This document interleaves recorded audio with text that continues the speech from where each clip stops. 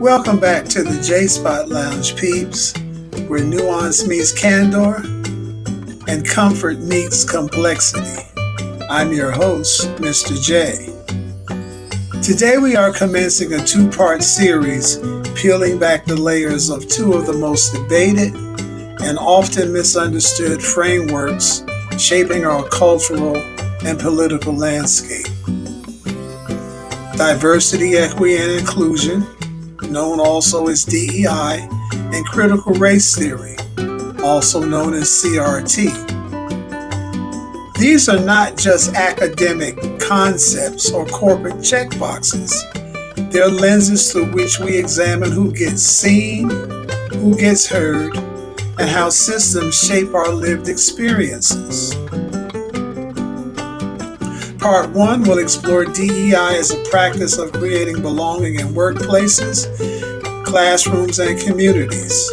Part 2 will dive into CRT, its legal roots, its cultural impact, and why it has become a lightning rod in public discourse. Also, Part 2 will examine the ways in which DEI and CRT are conflated and how they are used as boogeymen to further anti-agenda narratives. Now make no mistake about it, peeps. We are not here to preach. We are here to ask the hard questions, listen to real stories, and challenge ourselves to think deeper. So grab your favorite drink, settle into the lounge, and let's get uncomfortable in the best way possible. First of all, what was DEI designed to do?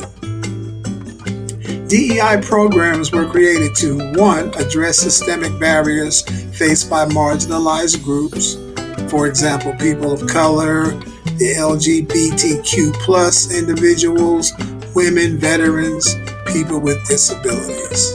Secondly, promote fair hiring and advancement in workplaces, and ensure representation in media, education, and leadership. Lastly, foster inclusive environments where people feel seen, heard, and valued. Now, these efforts surged after 2020, especially in response to the murder of George Floyd, and led to real-world changes in hiring practices, product representation, and public discourse. Now, the reason that these data points are important, because really what it says is that how can I be represented in any space, whether it be workplace, public policy, or anywhere in general, if no one there knows anything about me, and not personally about me, but about people in my community or the people in my group, such as, what are the problems and the obstacles that people of color face? If no one of color is in the room, how will you know? If no one's there to represent the LGBTQ plus community, how will you know? If no one there is there to represent women, how will you know? Veterans, people with disabilities, etc. Now, of course, people of this ilk can be in the room and still not represent you properly, but at least someone's there. There's a voice. What that voice says is entirely, out of our control. And of course, promoting fair hiring and advancement. Also, these are all systemic issues that needed to be addressed. Representation in media, education, and leadership, so on. Foster inclusive environments. All of these sound differently, but they all basically, the objective is the same. Inclusivity, representation, fair representation. Now, what's happening now, since 2023, there's been a coordinated rollback of DEI programs. In fact, there are over 440 anti-DEI bills have been introduced across 42 states, with 23 states enacting at least one such law. Major corporations like Google, Disney, and IBM, and of course more recently Target, have scaled back or rebranded their DEI efforts under political and legal pressure. In other words, anything that they could do to escape being something affecting their profitability, they'll throw you under the bus in a heartbeat. Just like they welcomed you in the bus, they'll throw you under the bus. Executive Order 14173, which was signed earlier this year, bans race or gender conscious hiring in federal contracts and agencies. We know what that means. Now, as far as its real world impacts on everyday Americans, here's how this affects people on the ground. Workplace inequity. Without DEI, marginalized employees may face more discrimination, fewer promotions, and less support. Loss of representation. Media, retail, and publishing industries are pulling back on diverse content and creators, reducing visibility for underrepresented groups. Economic consequences.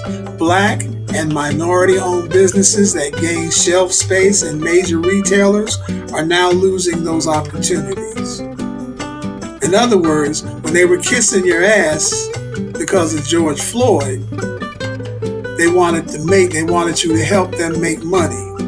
Now they're kissing the ass of the Trump administration so they won't lose money. But we know how that's working out. Ask Target how that's working out. Mental and emotional toll. For many, the rollbacks feel like a betrayal, like society is saying, you don't matter at all. And actually, you never did. It was all about the green, all about the Benjamins. It was never genuine, and it never is. It's always about the money. Well, peeps, it looks as if the wine bottle is half empty, as are our glasses, which means that our time is up. And let me take this opportunity to thank you once again for spending some of your valuable time here with me in the J-Spot Lounge. And if something resonated with you today, if a story shifted your thinking or a question sparked a deeper reflection, please don't keep it to yourself. Drop a comment below. Click a thumbs up, like, subscribe, share this episode with someone who needs it, and let's keep the dialogue alive.